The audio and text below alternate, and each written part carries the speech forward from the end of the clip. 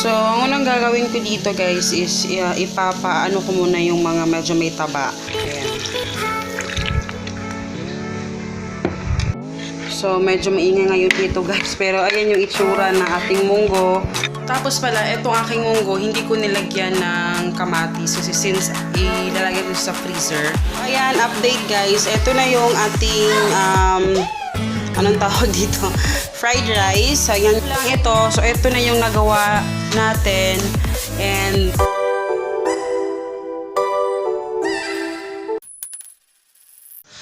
ayan guys, ipagpapatuloy ko to ngayon yung pagluluto. Actually, talagang na-idlip ako kanina. Habang nag-edit ako, na-idlip ako. Buti na lang kasi antok na ako kanina. And ayun, medyo na-recharge tayo ng konti. And tapos na rin ako mag-edit. So, diba? Kaya naka-recharge, mas marami nang malagagawa. So, ngayon magluluto ako ng munggo. Unahin ko yung munggo. And ayun, nagpapaano lang ako dito ng kaldero. So, ang unang gagawin ko dito guys is ipapaano ko muna yung mga medyo may taba. Papalabas ko yung oil. So, ayan siya. Hindi ko alam, konti lang yung chinap ni Papa para sa munggo. Pero, dalawa lang naman yung munggo namin na kainan. So, yan. At ready na rin yung ating mga gulay. So, ilalagay ko sa munggo is etong kalabasa. At maglalagay din ako ng konting talong. So, wala akong hindi ako nakabili kahapon ng malunggay. So, yan lang dalawa yung ilalagay ko. And ito, na-chop na rin ni Papa yung so, papakuluan ko yan ngayon. So, yan. Lunod ko na yung ating guys. So, kukuha tayo dito ng kalabasa. Konting kalabasa. Parang kulang kami sa kalabasa eh. So, ayan. Tapos, ito din. Ihalo ko na diretso kasi luto na yung aking munggo, diba? So, ito lang din yung pinaglagyan ko na ang pinaglutuan kong na kaldero. Yung sa munggo. Ayan. So, medyo maingay ngayon dito guys. Pero, ayan yung itsura ng ating munggo. Tapos, syempre, hindi dapat mawawala yung ating tanglad. Kasi yan yung magbibigay ng ibang lasa. So, tatakapan muna natin to para maano.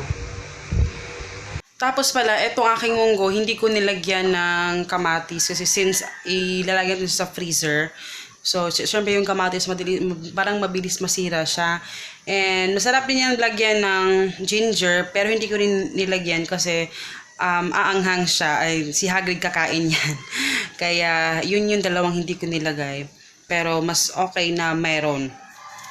Pero, yung ilalagay ko lang dyan is, syempre, yung tanglad, yung bell pepper, at saka syempre yung spring onion. Tapos, asin, yun lang naman paminta.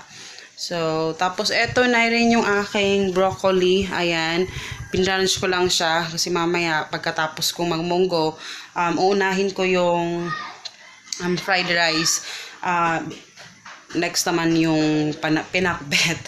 So, ayun. Tapos kaya pala maingay kanina, may pala ng yung mga grass. Yung para sa chainsaw para yun. Yung ng grass dito sa subdivision. So, yun. Medyo busy talaga ngayon. And, mamaya pa ako mag-upload ng video kasi medyo tapusin ko to lahat para hindi pa putol-putol yung aking trabaho. Para straight. And, dalawa naman yung i-upload ko na video. Maybe 3 kung ma-upload ko yung isa ngayon. But, yun. So, ayan, update guys. Ito na yung ating, anong tawag dito? Fried rice. So, yan yung nilagay ko. Sa ilalim yan, meron ng manok, itlog, at saka nagisa na rin ako. So, ayan. Oh, Ashi, stop No Tapos, dito naman, meron itong munggo. Oh my God, Lord. Itong munggo. No, Ashi. So, eto, ihahalo ko lang muna to. In-off ko muna yung apoy. So, mix ko muna. Ayan, tapos nilagay ko na yung broccoli natin. And then, oyster sauce lang yung nilagay ko at konting asukal, asin. Ayan na.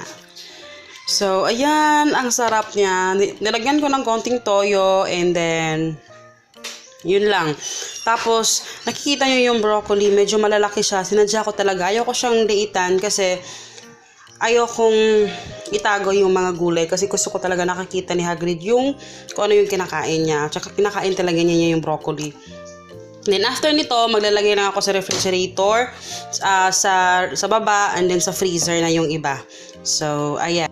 Eto naman ganito guys, itong fried rice. Kung sa baba, magtatagal to ng 1 o 2 araw lang. Kasi ayoko nang i-advise ng masyadong matagal. Pero kung sa freezer, okay lang kahit umabot ng 2 weeks. So, pero hindi naman makakabot siya ng 2 weeks. Pero, ayun, mas safe siya talaga pag ilagay nyo lang sa baba yung talagang kakainin nyo na. Maybe bukas kakain kami ng fried rice or maybe mamaya. So, depende. Pero, ready na yung mga ulam namin.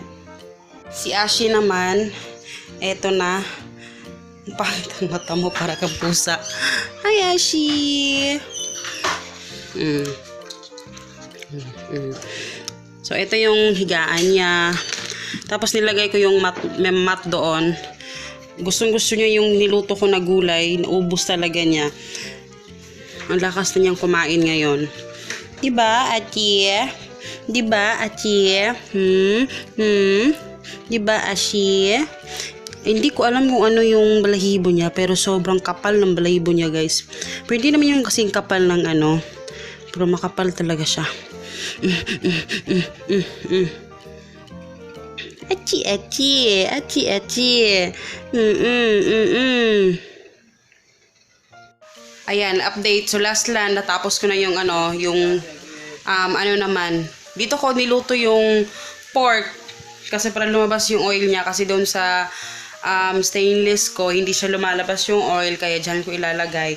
Then after that, ita-transfer ko doon sa aking stainless. Ihinit talaga. Gusto ko nang maligo. Hindi pa ako nakaligo, guys. And after nito, mag-upload pa ako ng video. Si Papa naman, meron siyang i-deliver na, tawag dito, may siya i-deliver na order. So, after niya ma-deliver ng order, ano na siya, anong tawag dito? Magre-restock na siya. So, eto na yung last, guys, yung pinakbet. So, tatakpan ko lang to. Minix ko na yan lahat. And, intayin na lang natin na ayan. Tapos, itong sobra, ito na yung magiging, parang kulang kami sa, kinulang kami kasi, kumuha kasi ako ng para kay Ashi kagabi ng kalabasa yung sobra namin. Kaya medyo nakulang. Pero, ayan lang yung natira. Siguro magpapabili na lang ako ng isang kalabasa.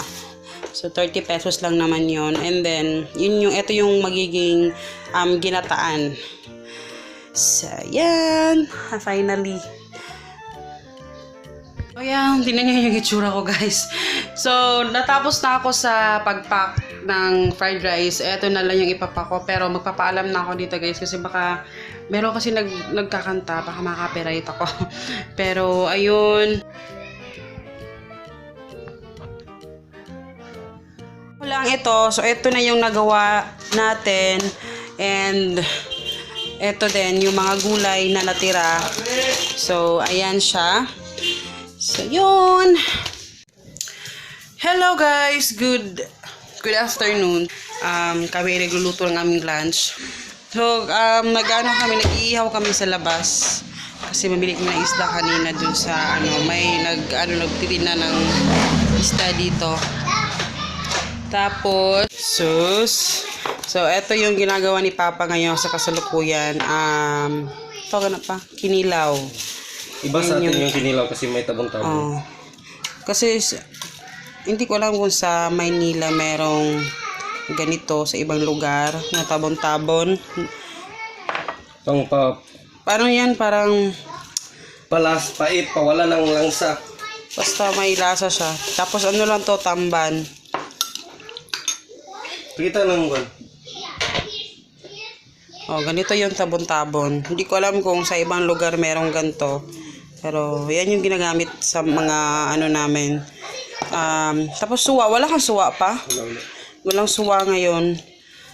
So, di lemon yung magibutang. Lemon na lang. So, ayan. Tapos ito kay Ashi to.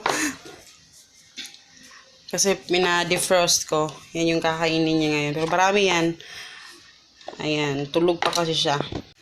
So, hindi pa ako nakapag-linis.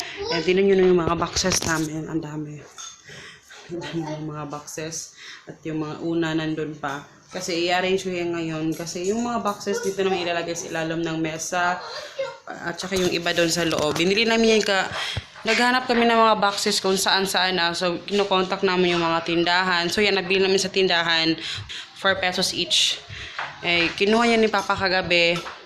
So, i-arrange namin mamaya. And, si Ashi tulog. Ayun. Tapos, si Hagrid andoon. Ano ginagawa nila. So, eto na. Tingnan nyo nangyari sa aming, Hey, get away! Magic, Dabra! Jojo's in the mouth! Get him! Yun yung mga friends niya. Ito yung isda I told you! na piprituhin namin. Naprituhin. Pinaano. Ay, ano ba yan? Hindi pa yan luto. Tapos wala pa kaming uling. Naubusan ng uling. Diyos ko, mahulog ba to? Hey, no! Oy. Hindi na mo gawas. No. Maglakaw na to, Sanshan. Wala naman ganito sa... No, ha? Hey! Hi, Sean.